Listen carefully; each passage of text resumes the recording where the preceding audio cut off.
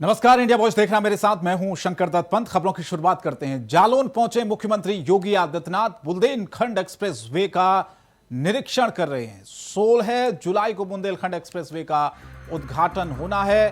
प्रधानमंत्री Modi Bundelkhand express way का उद्घाटन करेंगे। तो सीएम योगी अधिकारियों के साथ समीक्षा बैठक भी करेंगे। इसके बाद बुंदेलखंड एक्सप्रेसवे का निरीक्षण किया जा रहा है। 16 जुलाई को बुंदेलखंड एक्सप्रेसवे का उद्घाटन किया जाएगा। और आपको बता दें कि प्रधानमंत्री मोदी इस एक्सप्रेसवे का उद्घाटन करेंगे। तो सीएम योगी अधिकारियों के साथ एक समीक्षा बैठक भी करेंगे। तो जालौन पहुंचे मुख्यमंत्री योगी आदित्यनाथ। एक बड़ी खबर आपको बता दें, इस वक्त बुंदेलखंड एक्सप्रेस वे का निरीक्षण कर रहे हैं क्योंकि उद्घाटन होना है 16 जुलाई को बुंदेलखंड एक्सप्रेस वे का। और प्रधानमंत्री मोदी बुंदेलखंड एक्सप्रेस वे का उद्घाटन करेंगे। विष्णु पांडे हमारे संवाददाता ज्यादा अपडेट के लिए फोन लाइन पर जुड़े। विष्णु, बुंदेलखंड एक्सप्रेसवे जिसका योगी आदित्यनाथ इस वक्त बताया जा रहा है कि निरीक्षण कर रहे हैं, वो जालौन पहुंचे हैं। क्या जानकारी है मुख्यमंत्री के इस दौरे को लेकर और कब उद्घाटन होना है बुंदेलखंड एक्सप्रेसवे का? सर देखिए, जैसा हम आपको बता दें कि 16 जुलाई को देश के प्रधानमंत्री बुंदेलखंड के जालौन में पहुंचकर बुंदेलखंड एक्सप्रेसवे का निरीक्षण करेंगे। इसको लेके आज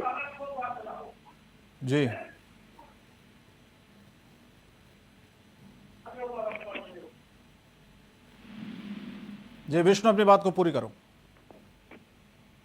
चले, विष्णु की आवाज नहीं आ पा रही, दोबारा हम संपर्क साधेंगे। लेकिन फिलहाल आपको बता दें कि जालौन पहुंचे मुख्यमंत्री योगी आदित्यनाथ।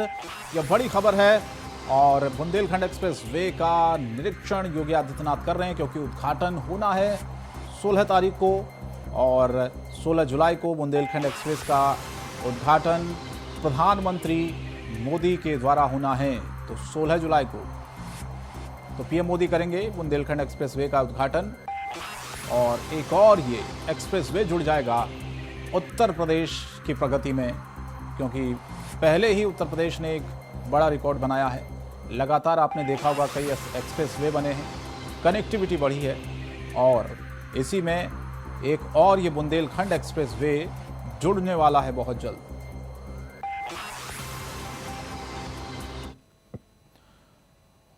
और बढ़ते आगे, शिवसेना में जंग। जी हां, महाराष्ट्र में 16 शिवसेना विधायकों को अयोग्य के मामले पर आज सुप्रीम कोर्ट में सुनवाई हुई है।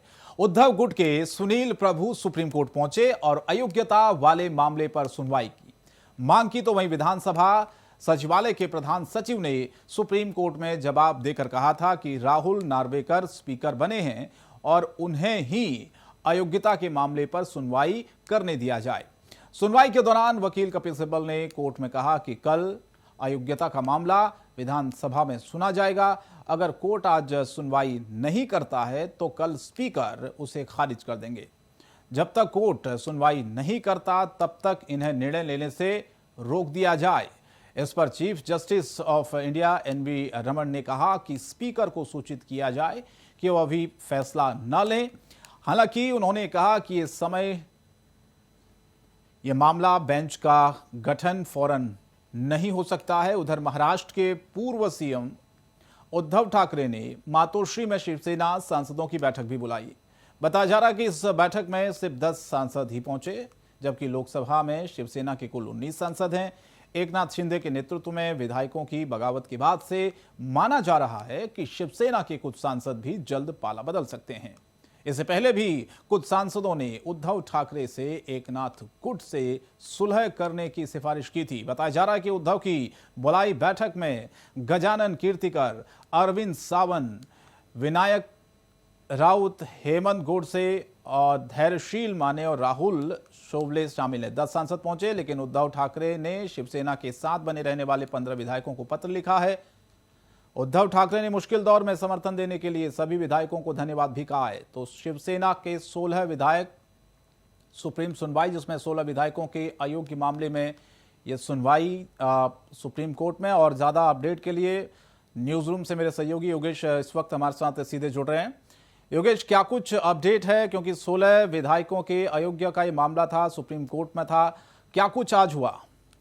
बिल्कुल, देखिए शंकर, जिस तरीके से अगर सुप्रीम कोर्ट का जिक्र करें तो साफ तौर पर सुप्रीम कोर्ट की तरफ से ये निर्देश दे दिए गए हैं स्पीकर के लिए कि दरअसल जब तक ये मामला पूरा कोर्ट में सुनवाई नहीं हो जाती है तब तक किसी भी तरीके की कोई कार्यवाही स्पीकर की तरफ से नहीं की जानी चाहिए। हालांकि जिस तरीके से आज अभी आपने जिक्र किया कि दरअसल एक बैठक भी बुलाई गई थी, उस बैठक में जो शिवसेना के जो सांसद हैं, दरअसल 19 सांसद हैं शिवसेना के, जिसमें से केवल 12 सांसद ही उनके पास पहुंचे थे।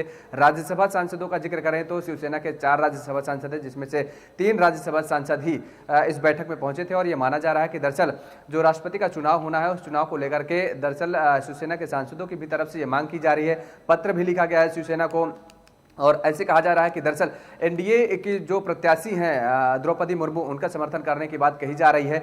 अब इस पर मंथन किया जा रहा है। संजय राउत का भी इस दौरान बयान आया है। दरअसल संजय राउत ने कहा है कि पहले भी ऐसे हो चुका है कि जिस तरीके से जो समर्थन करने का जिक्र किया जा रहा है वो आने वाले समय में एक बार फिर से बैठक की जाएगी और बैठक में जो भी निर्णय लिया जाएगा वो सर्वसम्मति से निर्णय लिया जाएगा और उस पर अमल किया जाएगा। बिल्कुल। और जो मातोश्री में आप कह रहे हैं जो मीटिंग बुलाई है उद्धव ठाकरे ने, लेकिन उसमें जो संख्या है वो कम पहुंची है, 19 की जगह बताया जा रहा कि 10 ही पहुंचे। बिल्कुल, 19 की जगह 12 पहुंचे हैं शंकर, आपको बता दें 12 सांसद इसमें पहुंचे हैं और यही वजह बताई जा रही है। और सबसे बड़ी जो कयास जो लगाए जा रहे हैं, जो अटकलें लगाई जा रही हैं, वो यही वजह मानी जा रही है कि दरअसल इन सांसदों की भी नाराजगी है और इन सांसदों को साफ तौर पर यह कहना है कि दरअसल वो सपोर्ट करेंगे भारतीय जनता पार्टी, यानी एनडीए के जो प्रत्याशी हैं द्रौपदी मुर्मू हैं, उनके समर्थन में वो जाने के लिए तैयार हैं। जाहिर तौर पर है विपक्ष के साथ, क्योंकि इस दरमियान जिस तरीके से जो राष्ट्रपति पद का चुनाव हो रहा है और ऐसे में शिवसेना एनडीए के समर्थन में खड़ी नजर नहीं आ रही है कि वो राष्ट्रपति का भी पद के उम्मीदवार का भी समर्थन करती नजर आए। लेकिन सांसदों का साफ तौर पर यह कहना है कि समर्थन एनडीए के प्रत्याशी का ही किया जाना चाहिए। और ऐसे में पत्र भी लिखा गया है शिवसेना को, जो सांसद नहीं इस बैठक में मौजूद रहे उन सांसदों की तरफ से पत्र भी लिखा गया है और पत्र में साफ तौर पर कहा गया है कि द्रौपदी मुर्मू का समर्थन किया जाए। उसी को लेकर के संजय राउत ने कहा कि आने वाले समय में निर्णय लिया जाएगा। बिल्कुल। और आज थोड़ा सा कोर्ट में क्या कुछ पक्ष रखे गए, थोड़ा योगेश अगर जानकारी आप दे पाए मोटा मोटी, कपिल सिब्बल की तरफ से क्या कहा गया और स्पीकर को लेकर क्या कहा गया? बिल्कुल शंकर, देखिए कि जिस तरीके से कोर्ट का अगर जिक्र करें तो कोर्ट में दरअसल ठाकरे गुट के जो 16 विधायक हैं उन्होंने आशंका जताई थी कि उनके खिलाफ कार्रवाई की जा सकती है और उन्होंने इस बात को लेकर के कोर्ट पहुंचे थे। कोर्ट में साफ तौर पर यह कहा गया है, एनवी रमना ने साफ तौर पर यह निर्देशित किया है और कहा है कि स्पीकर तक ये बात पहुंचाई जाए कि जब तक कोर्ट में इस मामले पर कोई सुनवाई नहीं होती है तब तक उनका कोई भी इस मामले पर फैसला लेना उचित नहीं है और तब तक वो कोई फैसला नहीं लेंगे।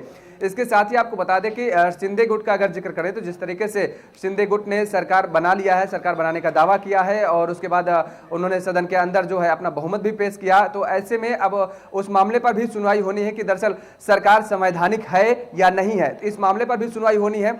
और इसके साथ ही आपको बता दें कि जिस तरीके से जो शिंदे गुट के जो विधायक हैं उन विधायकों की सदस्यता पर भी सवाल उठे थे, उस सदस्यता पर भी सुनवाई होनी है। तो कई मामले हैं, लेकिन मोटा मोटी अगर 3 मामलों को लेकर के देखा जाए तो ये 3 मामले बेहद अहम हैं जिन पर सुनवाई सुप्रीम कोर्ट में होनी है। और उन सुनवाई को लेकर के साफ तौर पर यह कहा गया है सुप्रीम कोर्ट की तरफ से कि जब तक इसके लिए एक पैनल गठित नहीं हो, क्योंकि इस सुनवाई के लिए एक पैनल का गठन होना है, जब तक पैनल गठन नहीं हो जाता है और सुनवाई नहीं हो जाती है तब तक सदन में स्पीकर की तरफ से कोई कार्रवाई नहीं की जा सकती है। तो ये उद्धव गुट के लिए कितनी बड़ी राहत कही जाए? बिल्कुल शंकर, देखिए उद्धव गुट के लिए अगर कहें तो साफ तौर पर जिस तरीके से जाहिर तौर पर है कि ये कयास लगाए जा रहे थे कि अब सरकार शिंदे गुट की बन चुकी है और ऐसे में जो बात कही जा रही थी कि स्पीकर के चयन के बाद कि स्पीकर की तरफ से कार्रवाई की जाएगी, ये जो विधायक हैं इन विधायकों की सदस्यता पर जो सवाल उठ रहे हैं और उसको लेकर के भी तमाम सारे उन विधायकों के अंदर कहीं ना कहीं डर था कि उनकी सदस्यता अब जो खतरे में है वो कहीं ना कहीं अब ये उनको लिए एक बड़ी राहत मानी जा सकती है, सुप्रीम कोर्ट की तरफ से दी गई है। और जब आने वाले समय में सुप्रीम कोर्ट में सुनवाई होगी तब फिलहाल पता चल पाएगा कि आखिर राहत किसको मिलती है, शिंदे गुट को या फिर उद्धव गुट को। अच्छा, जो बैठक जिसका आपने भी जिक्र किया और जिसमें आपने कहा कि 12 ही सांसद पहुंचे 19 में से, और ये क्या बगावत के संकेत हैं? क्या आने वाले दिनों में क्या ये कहा जा सकता है कि शिवसेना के कुछ सांसद जो कि पाला भी बदल सकते हैं? देखिए बिल्कुल जाहिर तौर पर है, अगर 19 सांसदों में 12 सांसद पहुंच रहे हैं तो पाला बदलने का अगर जिक्र किया जाए तो अभी इतनी बड़ी उठापटक हुई महाराष्ट्र में कि सरकार तक गिर गई और उसके बाद उद्धव साहब को पता तक नहीं लग पाया। जब पूरा खेला हो गया उसके बाद उन्हें पता चलता है, वो भांप नहीं पाए राजनीति को। तो जाहिर तौर पर है कि आने वाले समय में राजनीति किस करवट बैठेगी ये कुछ कहा नहीं जा सकता है। और ऐसे में जिस तरीके से 7 सांसद नहीं पहुंचे थे, 7 लोकसभा के सांसद हैं और 1 राज्यसभा का सांसद है, जिस तरीके से यानी 8 सांसदों का हम जिक्र कर सकते हैं कि आज इस बैठक में नहीं पहुंचे हैं। ऐसे में कहीं ना कहीं ये कयास लगाए जाना बिल्कुल लाजमी है कि आने वाले समय में इन सांसदों का भी कहीं अगर पाला बदलने का जिक्र करें, क्योंकि 2024 लोकसभा चुनाव जो है वो बेहद नजदीक है। ऐसे में अब जिस तरीके से महाराष्ट्र की जो सियासत है वो जो डगमगाती नजर आई है, उद्धव के हाथ से जो खिसकती नजर आई है, वो लाख दावे किए जाए शिवसेना की तरफ से दरअसल कि उनका जो वोट बैंक है वो कोर वोट बैंक उनके साथ है, लेकिन समय के अनुसार जो कोर वोट बैंक होता है वो भी बदलता नजर आता है। ये हम कई राज्यों की तुलना भी कर सकते हैं, वो चाहे उत्तर प्रदेश का हम जिक्र करें, चाहे हम बिहार का जिक्र करें, तमाम सारे अगर विधानसभा के चुनावों को भी हम अगर नजर करें, दौड़ाएं, इतिहास को देखें तो उस दौरान ही देखा गया कि जिन पार्टियों ने जो कोर वोट बैंक का जो दावा किया था वो कोर वोट बैंक सारे उनके हाथ से फिसलते नजर आए हैं। और ऐसे में 2024 का लोकसभा चुनाव भी जिस तरीके से अब तैयारी भारतीय जनता पार्टी ने अभी से शुरू कर दी है, कमर कस ली है, ये माना जाता है कि शिवसेना के लिए आने वाले समय में बड़ी चुनौती होगी। चलिए, बहुत बहुत धन्यवाद इस तमाम जानकारी के लिए। तो ये देखना होगा आने वाले वक्त में कितनी राह आसान शिवसेना की रहने वाली यानी कि उद्धव गुट की रहने वाली है। शुक्रिया योगेश इस तमाम जानकारी के लिए। बढ़ते आगे कुछ और खबरें दिखाते हैं। यूपी में पिछली सरकार के कार्यकाल में पशुपालन विभाग के अफसरों ने पशुओं की दवा खरीदने में बड़ा खेल किया है। प्रारंभिक जांच में करीब 50 करोड़ रुपए की दवा और सामग्री तय प्रक्रिया को ताक पर रखकर खरीदे जाने का खुलासा हुआ है। कई दवाएं जांच में घटिया साबित हुई है। उपकरण भी मनमानी दरों पर खरीदे गए हैं। शिकायत मिलने पर पाया मामले में जांच की गई और दवाओं की गुणवत्ता बिल्कुल खराब थी। इसी क्रम में राजकीय विश्लेषक की जांच रिपोर्ट सामने आई है जिसमें एक बड़ा खुलासा हुआ है। तो पशुपालन विभाग में बड़ा भ्रष्टाचार उजागर हुआ है। पशुओं की दवा खरीद में भी देखिए आप इतना बड़ा घोटाला। अधिकारियों ने 50 करोड़ का घोटाला किया है। 50 करोड़ पशुओं के लिए घटिया दवा खरीदी गई। जांच में कई दवाएं घटिया साबित हुई है जिनका कोई मतलब ही नहीं था। उपकरण जो थे वो भी मनमाने दर पर खरीदे गए। और सवाल ये कि अब उपयोग पर रोक और वापसी के फरमान के पशुपालन विभाग के निदेशक ने गड़बड़ी मानी तो वसूल होगी कंपनी को, तमाम जो कंपनी को ब्लैकलिस्ट किया जाएगा और हो सकता है कि जो राशि है वो भी वसूल की जाए। देखना होगा क्या कार्रवाई होती है। तो बजट के 65 करोड़ में से 50 करोड़ तो 4 महीने में खर्च कर दिए। देखिए फिजूल खर्ची हुई है और किस तरह से एक बड़ा ये घोटाला हुआ। आप देखिए, जाहिर है इसमें कार्रवाई की जरूरत है। और पशुपालन विभाग में ही आप ये देखिए इतना बड़ा जो भ्रष्टाचार जिसका खुलासा हो रहा है। किस तरह से पशुओं की जो दवा थी उसको खरीदने में ही इतना बड़ा घोटाला कर दिया गया। औने पौने दाम पर दवाएं खरीदी गई। 50 करोड़ का ये पूरा मोटा मोटी घोटाला बताया जा रहा है। हालांकि जांच होगी तो उसके बाद हो सकता है कि राशि और बढ़े। घटिया दवा खरीदी गई। जो उपकरण थे वो भी दरअसल बताए जा रहे हैं कि मनमाने रेट पर खरीदे गए। जांच हुई तो कई दवाएं घटिया साबित हुई हैं और जो उपकरण थे वो भी मनमाने दर पर खरीदे गए। मानकों को ध्यान में नहीं रखा गया। उपयोग पर अब रोक लगा दी गई है और वापसी के फरमान फिलहाल जारी कर दिए गए हैं। इन दवाओं का उपयोग ना हो। और बढ़ते आके मुख्यमंत्री योगी आदित्यनाथ सोमवार को लोक भवन में आयोजित कार्यक्रम में प्रदेश के 50.10 लाख गन्ना किसानों को अंशधारक प्रमाण पत्र वितरित किया। इसके तहत प्रदेश के 40 जिलों के 168 सहकारी गन्ना विकास समितियों और 24 सहकारी चीनी मिल समितियों से आने वाले गन्ना किसानों को प्रमाण पत्र दिया गया। इस मौके पर मुख्यमंत्री ने यह कहा कि प्रदेश की सहकारी चीनी मिलें अब लाभ में आएंगी तो किसानों को उसका बोनस भी दिया जाएगा। उन्होंने कहा कि हम गन्ना किसानों के लिए नई तकनीक अपनाने की अग्रसर हो रहे हैं। मुख्यमंत्री ने कहा कि हमने अब तक 1.77 हजार करोड़ रुपए गन्ना किसानों का भुगतान किया। किसानों का हक कोई न मार सके, इसीलिए ई पर्ची व्यवस्था का प्रयोग किया जा रहा है। हमारी सरकार ने गन्ना माफियाओं की कमर तोड़ दी है, ये आज जिक्र किया सीएम योगी ने। तो कहा कि यूपी में कोरोना काल में चीनी मिल संचालित थी, गन्ना माफियाओं ने तकनीक का विरोध किया और गन्ना किसानों को 1.77 करोड़ का भुगतान भी हुआ है, 1.5 गुना भुगतान कहा कि हमारी सरकार ने किया है। और गन्ना के लिए पर्ची नहीं, स्मार्टफोन से काम हो जाएगा। समय पर गन्ने की पेराई हो। 86 लाख किसानों की कर्ज माफी योजना चलाई और अब किसानों के लिए उचित एमएसपी। ये मुख्यमंत्री योगी आदित्यनाथ ने इन बातों का जिक्र किया, यानी कि किसानों को कई सौगातें आज सीएम योगी ने दी हैं। जो लोग नहीं चाहते कि किसानों के का हित हो, वे लोग प्रोपोगंडा ज्यादा कर लेते हैं, अव्यवस्था पैदा करते हैं, अराजकता पैदा करते हैं।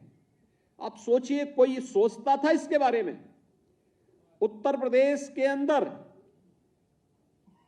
2007 से 2017 के बीच जितना गन्ना मूल्य का भुगतान नहीं हुआ, उसका 1.5 गुना गन्ना मूल्य का भुगतान हम लोग विगत 5 वर्ष के अंदर गन्ना किसानों के खातों में सीधे कर चुके हैं, उनके खातों में जा चुका है। उत्तराखंड राज्य की वार्षिक बजट कितना है मालूम है आपको? मात्र 61,000 करोड़ रुपया, सभी विभागों का मिला करके। और उत्तर प्रदेश के गन्ना किसानों के खाते में कितना पैसा गया इस दौरान? इन 5 वर्षों में हम लोगों ने अकेले उत्तर प्रदेश के गन्ना किसानों के खाते में 1,77,000 करोड़ रुपए का गन्ना मूल्य का भुगतान किया है। और मथुरा में श्री कृष्ण जन्मभूमि शाही ईदगाह मस्जिद विवाद होने वाली सुनवाई टाल दी गई है। महेंद्र प्रताप सिंह ने अर्जी लगाई थी कि जन्मभूमि की 13.37 भूमि पर अतिक्रमण है, ईदगाह कमेटी को आपत्ति दाखिल करनी थी। बार एसोसिएशन ने जापान के पूर्व पीएम शिंजो आबे की हत्या के चलते शोक सभा रखी थी, इसीलिए अब इस प्रकरण को 18 जुलाई को सुना जाएगा। उस दिन तय होगा कि 13.37 एकड़ जमीन पर अतिक्रमण हटेगा या नहीं। इससे पहले 7 जुलाई को हिंदू पक्ष के वकील का कहना था कि पहले श्री कृष्ण विराजमान के केस के मेटेनेबल और नॉन मेटेनेबल को जिला कोर्ट में सुनवाई हो चुकी है। जिला जज की कोर्ट मामले को खारिज कर चुकी है, केस को मेटेनेबल माना गया है।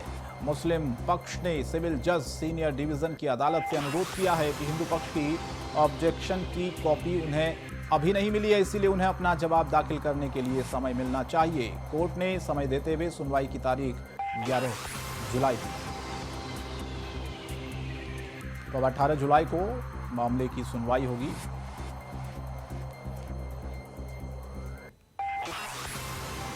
तो फिलहाल ये सुनवाई टली है। श्री कृष्ण जन्मभूमि विवाद मामले पर अब 18 जुलाई को इस पूरे मामले की सुनवाई होनी है। तो कंडोलेंस होने के चलते बताया जा रहा है कि सुनवाई टाल दी गई है। और बढ़ते आगे, प्रधानमंत्री नरेंद्र मोदी 12 जुलाई को देवघर आएंगे। यहां पर एयरपोर्ट सहित अन्य योजनाओं का उद्घाटन होगा और इसके बाद बाबा मंदिर में पूजा अर्चना करेंगे और अंत में देवघर कॉलेज में एक जनसभा को संबोधित भी करेंगे। इस कार्यक्रम को लेकर सुरक्षा के पूरे इंतजाम है। एक तरफ से लगातार वहां पर जो सुरक्षा व्यवस्था है वो चाक चौबंद की गई है। सुरक्षा को लेकर सभी बिंदुओं पर समीक्षा भी की गई। कार्यक्रम स्थल पर पुलिस पदाधिकारी और पुलिस कर्मियों की पूरी तरह से तैनाती की गई है, जिसमें 11 एसपी, 45 डीएसपी और 9,000 पुलिसकर्मियों को तैनात किया गया है। तो 12 जुलाई का कार्यक्रम है देवघर, जहां पर प्रधानमंत्री आएंगे और कई योजनाओं की सौगात देंगे। प्रधानमंत्री के प्रस्तावित देवघर भ्रमण को लेकर जो सारे फोर्स ऑफ ऑफिसर हैं, उन्हें जो भी ड्यूटी दी गई जॉइंट ऑर्डर से अपना ड्यूटी करें और कर्तव्य में कोई लूज मूवमेंट नहीं हो, ड्यूटी सही तरीके से करें। कितने फोर्स का डिप्लॉयमेंट किया गया सर? डिप्लॉयमेंट में सीनियर रैंक ऑफिसर्स में एडी स्तर के 1 हैं, आईजी स्तर के 1 हैं, डीआईजी 2 होगी, एसपी एसएसपी स्तर के 11 ऑफिसर्स हैं और DYSP लगभग 55 से ऊपर ही है। प्रधानमंत्री के प्रस्तावित देवघर भ्रमण। तो 12 जुलाई को प्रधानमंत्री देवघर आ रहे हैं और इसी दौरान वो देवघर एयरपोर्ट का उद्घाटन करेंगे। तो देवघर एयरपोर्ट की खासियत और सुविधाएं बताएं आपको। 4,000 मीटर से ज़्यादा क्षेत्र में ये टर्मिनल पूरी तरह से फैला हुआ है और 25 मीटर लंबा है और 2 पॉइंट यात्रियों के आगमन के लिए इसमें रखे गए हैं। इसके अलावा 6 चेक इन पॉइंट्स यहाँ पर बनाए गए हैं। 200 पैसेंजर्स के एक साथ बैठने की इसमें व्यवस्था की गई है। एयरबस 320 रखने के लिए 3 राज्यों के 5 एयरपोर्ट के बीच में दूरी 5 एयरपोर्ट के बराबर है। करीब 15 से 17 करोड़ की आबादी के लिए कैचमेट का काम करेगा ये एयरपोर्ट। बिहार, झारखंड, बंगाल के बाकी एयरपोर्ट से दूर लोगों को मिलेगा इसका बेहद लाभ। नाइट लैंडिंग के लिए तैयारियां फिलहाल चल रही है कि नाइट में भी लैंडिंग हो सके। हफ्ते में 7 दिन फ्लाइट के आने जाने की तैयारी यहां पर हो रही है। 12 से ज्यादा शहरों से फ्लाइट की कनेक्टिविटी के लिए सर्वे भी हुआ है। तो 12 जुलाई को देश के प्रधानमंत्री नरेंद्र मोदी देवघर आ रहे हैं। इसी दौरान वो देवघर एयरपोर्ट का उद्घाटन करेंगे। इसी के साथ पीएम कई योजनाओं की शुरुआत भी करेंगे और बाबा वैद्यनाथ की नगरी देवघर भी जाएंगे। जी हां, प्रधानमंत्री के कार्यक्रम को देखते हुए झारखंड के राज्यपाल रमेश बैस देवघर के लिए रवाना हो गए हैं। राज्यपाल सड़क मार्ग से देवघर पहुंचेंगे, जहां वो रात्रि विश्राम देवघर सर्किट हाउस में करेंगे और उसके बाद 12 जुलाई को पीएम मोदी के कार्यक्रम में राज्यपाल उनकी अगवानी करेंगे। तो 12 तारीख का कार्यक्रम है जब पहुंचेंगे देवघर प्रधानमंत्री मोदी और 16,000 करोड़ की योजनाओं का शुभारंभ भी किया जाएगा। यानी कि बड़ी सौगातें झारखंड के लोगों को, रांची के लोगों को, देवघर के लोगों को मिलने वाली है। तो कल का कार्यक्रम है प्रधानमंत्री का और देवघर एयरपोर्ट के उद्घाटन का कार्यक्रम जिसमें शामिल होंगे पीएम मोदी।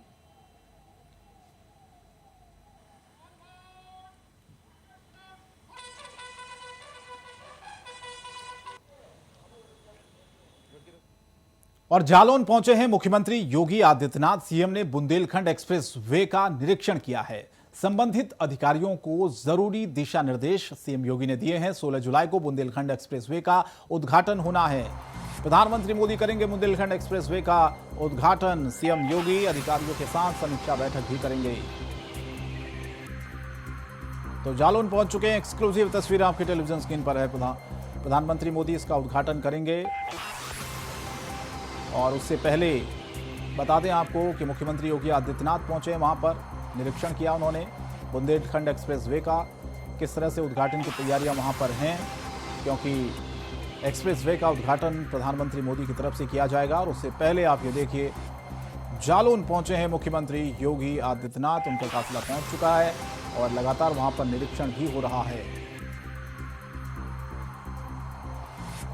तो एक और ये एक्सप्रेस जुड़ जाएगा, उत्तर प्रदेश की रफ्तार में 4 चांद लगाएगा, क्योंकि पहले ही एक्सप्रेस वे उत्तर प्रदेश में बने हैं योगी सरकार के आने के बाद, और उसमें एक और ये जुड़ जाएगा बुंदेलखंड एक्सप्रेस वे, जिसका निरीक्षण किया मुख्यमंत्री योगी आदित्यनाथ ने। उनके साथ तमाम अधिकारी भी मौजूद थे और प्रधानमंत्री मोदी इस उद्घाटन करेंगे 16 तारीख को।